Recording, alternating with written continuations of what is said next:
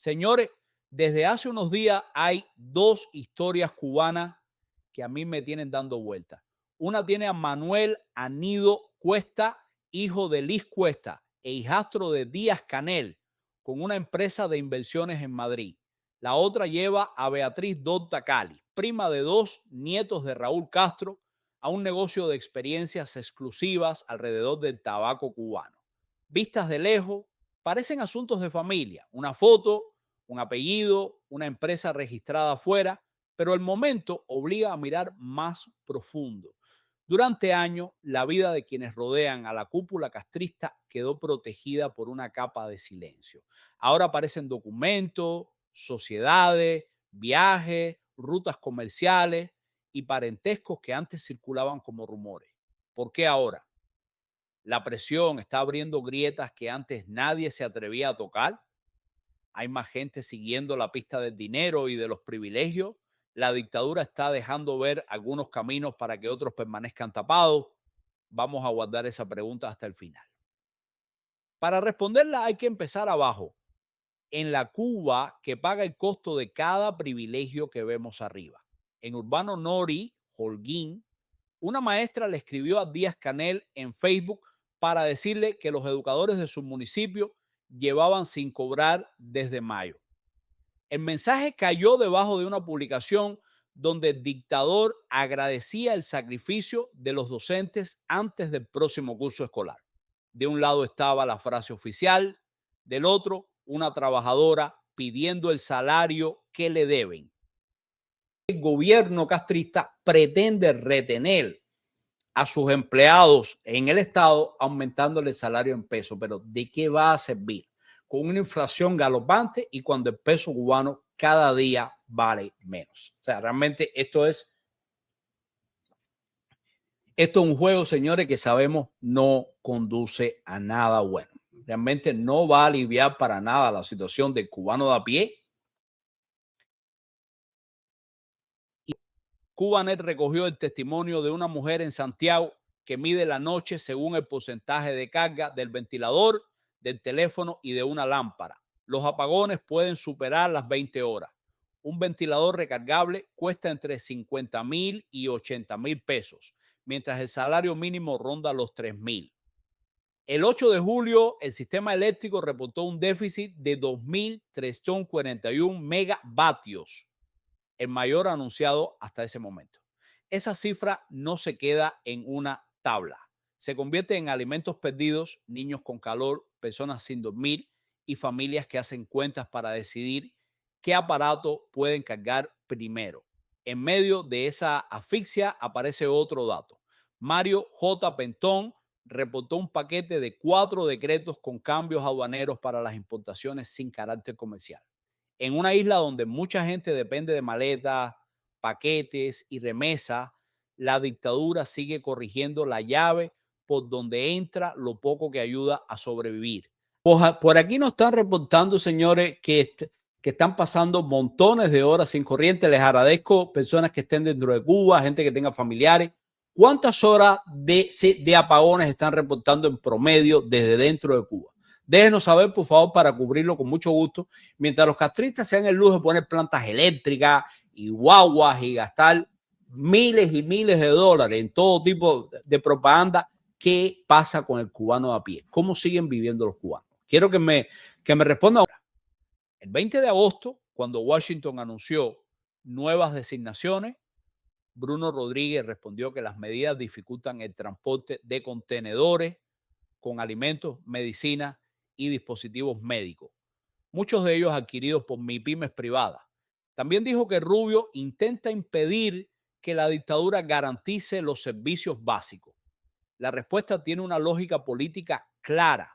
Washington pone nombres a funcionarios, empresas, contratos y cadenas de importación. La Habana intenta que el debate vuelva de inmediato al cubano que espera comida, medicinas y electricidad. El problema es que la cronología no acompaña ese argumento.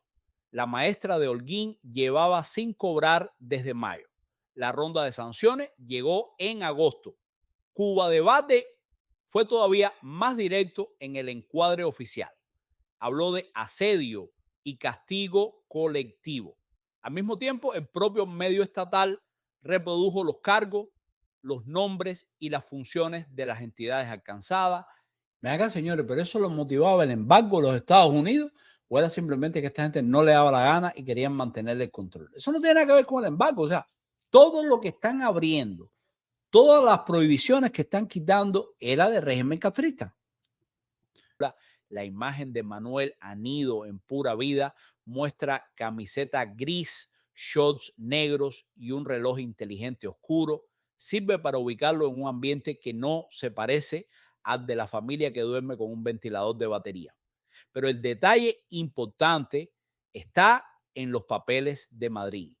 El 16 de abril de 2025, Anido se convirtió en administrador único y socio único de una empresa española que pasó a llamarse Meridian Wealth Group SL.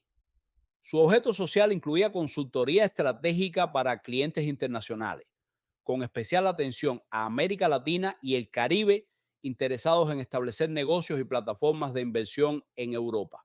La sociedad quedó disuelta en enero de 2026. La información pública no enseña los clientes ni la facturación de esa compañía. Sí deja algo muy concreto. El hijo de Liz Cuesta controló formalmente una empresa orientada a inversiones internacionales mientras vivía en Madrid y cursaba un programa de fiscalidad cuya matrícula supera los 12.300 euros. La pregunta se vuelve política porque Anido se mueve dentro del círculo inmediato de Díaz-Canel. Durante años ha acompañado a Díaz-Canel en delegaciones oficiales. En 2023, delante del Papa Francisco, Díaz-Canel lo presentó con una frase que nadie ha explicado después. Es hijo de Liz y trabaja conmigo. ¿En qué trabaja? ¿Cuál es su cargo? ¿Qué función pública justifica que esté en delegaciones oficiales? ¿Qué relación hay entre ese entorno de poder y una consultora de inversiones en Madrid? La dictadura nunca ha dado una respuesta clara. El Departamento de Estado publica oficialmente sanciones contra Díaz-Canel y entidades vinculadas al régimen cubano. ¿Quiénes figuran acá? Entre los sancionados figuran Miguel Díaz-Canel, Liz Cuesta, Manuel Anido, Alejandro Castro Espín y Raúl Alejandro Cáliz, cuyos bienes bajo jurisdicción estadounidense quedan bloqueados. La foto llama la atención. El registro mercantil abre la puerta hacia una pregunta mucho más seria. ¿Cómo se organiza la vida económica de quienes viven al lado del poder en un país donde la mayoría no consigue siquiera cobrar su salario? La segunda historia no pasa por Madrid, pasa por el tabaco, el turismo y el apellido. Beatriz Dorta Cáliz es prima de Raúl Alejandro y Fidel Ernesto Castro Cáliz, dos nietos de Raúl Castro por la rama de Alejandro Castro Espín y Marieta Cáliz. Desde Estados Unidos, Dorta Cáliz ha promovido con Tobacco Tour y Golden Dream Travel experiencias alrededor del Habano cubano. La oferta habla de finca, ocio, exclusividad y clientes internacionales. Es una versión de Cuba diseñada para alguien que puede pagar por una isla de escaparate. El tabaco importa porque mueve dinero. Habano Seade reportó 827 millones de dólares de ingresos en 2024. La dictadura conoce el valor de esa mercancía, conoce el peso del turismo de alto nivel y sabe que esas rutas permiten entrar divisas y contactos. Por eso esta historia no se queda en una promoción de Instagram. Junto al caso de Anido, muestra dos puertas distintas hacia el mismo mundo, una empresa de inversiones en Europa y un negocio de experiencias exclusivas alrededor de una industria que el Estado cubano explota como fuente de ingresos. Sí, hay que cambiar todo lo que debe ser cambiado y lo primero que debe ser no cambiado, sino eliminado hasta su ceniza es el mismo régimen castrista. Pero bueno, ellos quieren seguir por ahí porque quieren comprar tiempo y demostrarle a Donald Trump que están haciendo las reformas necesarias. Y eso no es lo que necesita el pueblo cubano, señores. No necesitamos que ahora Díaz-Canel, Marrano y todos sus compinches sean dueños de banco y que se repita la misma, la misma comparsa que pasó en la Unión Soviética, donde simplemente los jefes de la KGB y del Partido Comunista se apoderaron de todas las grandes empresas públicas y de la noche a la mañana se convirtieron en multimillonarios. Ahora sí, señores, vamos a abrir el documento, porque estas sanciones no son una nota de 3 líneas ni una lista lanzada al aire. La hoja informativa del Departamento de Estado del 20 de agosto dice que Washington designa a 9 entidades y 3 individuos como parte de su Comprehensive Push to End the Cuban Regime's Malign Activities. El texto aclara que la acción apunta a la dirección del ICAP y a 9 entidades que, según Washington, sostienen a la dictadura. Y hay una frase que conecta esta ronda con un informe anterior, publicado el 20 de julio bajo el título Cuba, The Capital of 21st Century Communism. El Departamento de Estado dice que las designaciones se apoyan en ese informe que resume el uso de brigadas coordinadas por el ICAP para advance Cuban interests at the expense of the United States. Eso explica por qué el primer golpe de esta ronda cae sobre el ICAP. La propaganda castrista presenta al Instituto Cubano de Amistad con los Pueblos como una entidad de solidaridad internacional. El documento de Washington lo identifica como una plataforma de influencia exterior que usa intercambios culturales y educativos como canal político. Imagínense, señores, el ICAP, el Instituto Cubano de Amistad con los Pueblos, una cancillería de espías, o sea, una cancillería paralela que siempre ha existido en Cuba, eso de amistad con los pueblos para infiltrar a los otros países. ¿Hasta dónde? Y pensar que todas estas organizaciones eran consideradas como organizaciones sin fines de lucro, organizaciones no gubernamentales. Por supuesto que ya aquí agarró su fuetazo la FARC, el Instituto Cubano de Amistad con los Pueblos, los CDR, etcétera, etcétera, etcétera. Vamos a las 3 designaciones personales dibujan la jerarquía de ese aparato. Fernando González Yord encabeza el ICAPE y fue uno de los integrantes de los llamados 5 cubanos, arrestados en 1998. Regresó a Cuba en 2014. Noemí Ramona Rabasa Fernández ocupa la primera vicepresidencia. Leima Martínez Freire dirige el área de Norteamérica. Fíjense en la selección. ¿Quién encabeza el organismo? Su primer mando de apoyo y la dirección de Norteamérica. Washington marca el despacho principal, la oficina de coordinación y la puerta que comunica con el exterior. La OFAC también actualizó el registro del ICAP con direcciones que incluyen la Casa de la Amistad, la Casa Memorial Salvador Allende y el Campamento Internacional Julio Antonio Mella. Ese detalle convierte una institución abstracta en un mapa. Oficinas, casas, campamentos y brigadas dentro de la misma red. Marco Rubio resumió la acusación en términos todavía más duros. Dijo que el régimen cubano ha usado durante décadas grupos de fachada para infiltrar, corromper y radicalizar ciudadanos estadounidenses, principalmente bajo la cobertura de intercambios educativos o culturales. Martín Noticias recogió otra parte del mensaje. Rubio aseguró que Washington no se quedaría de brazos cruzados mientras una potencia hostil explota libertades que la dictadura niega a su propio pueblo. Ahora viene el segundo grupo de teclas: el dinero, los materiales y la logística. La empresa de níquel comandante Ernesto Che Guevara extrae y procesa níquel y cobalto. Metal Cuba facilita la importación de productos industriales pesados, incluido combustible especializado y componentes metalúrgicos. Geominsal desarrolla y comercializa recursos minerales y sal. Asinos Comercial mueve productos metalúrgicos y equipos industriales. Después aparece Acorec. Esta empresa suministra trabajadores cubanos a entidades extranjeras que operan en Cuba.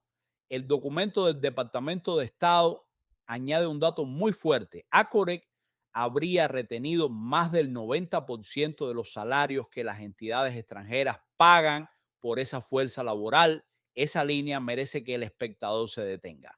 El documento describe un mecanismo de extracción. Una agencia estatal coloca trabajadores cubanos ante empresas extranjeras y, Según Washington, retiene más del 90% del pago. El tercer grupo está en el comercio exterior. El Ministerio de la Construcción implementa la política constructiva de la dictadura. Coratur gestiona comercio internacional y alianzas con mercados extranjeros. Transimport ha importado más de 5 millones de dólares en vehículos, piezas y equipos industriales en los últimos años. Consumimport mueve enseres y materiales de construcción. Puestos juntos, esos nombres dibujan una cadena de recursos minerales, equipo industrial, mano de obra, construcción, importaciones y mercados extranjeros. El piano tiene varias teclas conectadas entre sí. La analogía ayuda a leer la secuencia. Washington se sienta frente a ese teclado, una nota en la influencia exterior del ICAP, otra en el níquel y los metales, otra en la contratación laboral, el comercio y la construcción. Después escucha quién se mueve, quién responde y dónde aparece el miedo. El propio documento explica el alcance de esa música. Los bienes y activos de los sancionados bajo jurisdicción estadounidense quedan bloqueados.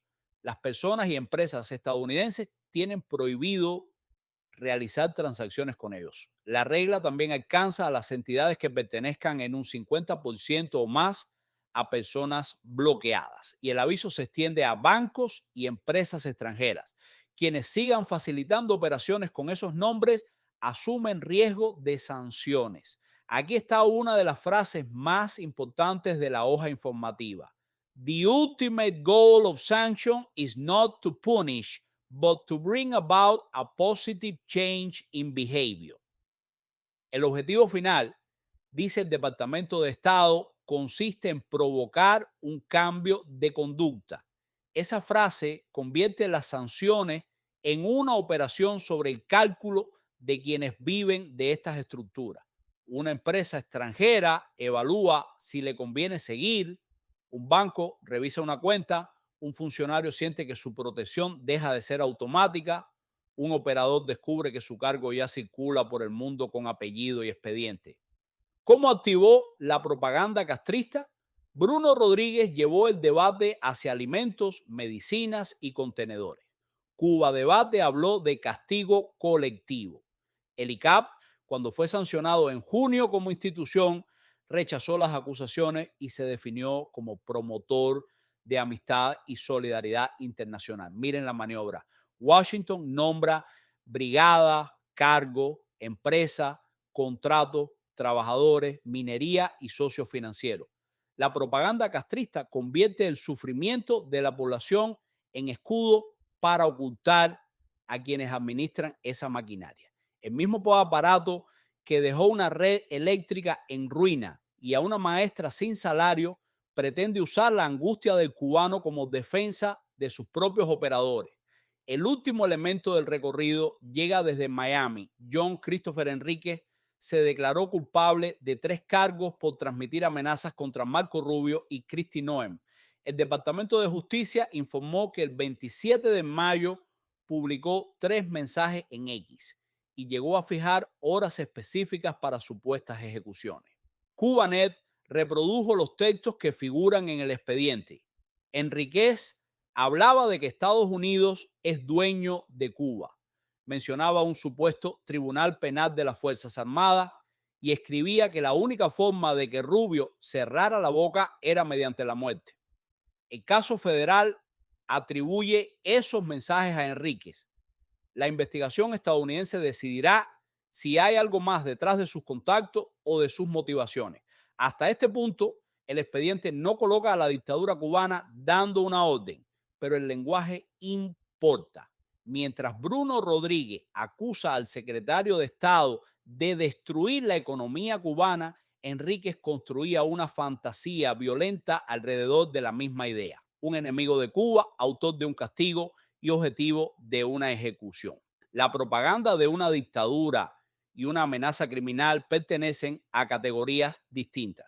El eco retórico sigue ahí y merece que se mire con los ojos abiertos. ¿Por qué ahora están apareciendo con tanto detalle las empresas, los viajes y los privilegios de la familia que rodea a la cúpula? Porque el silencio que los protegía está chocando con algo nuevo, documentos accesibles, periodistas que siguen la pista, sanciones que abren expedientes y una presión que obliga a mirar nombres concretos.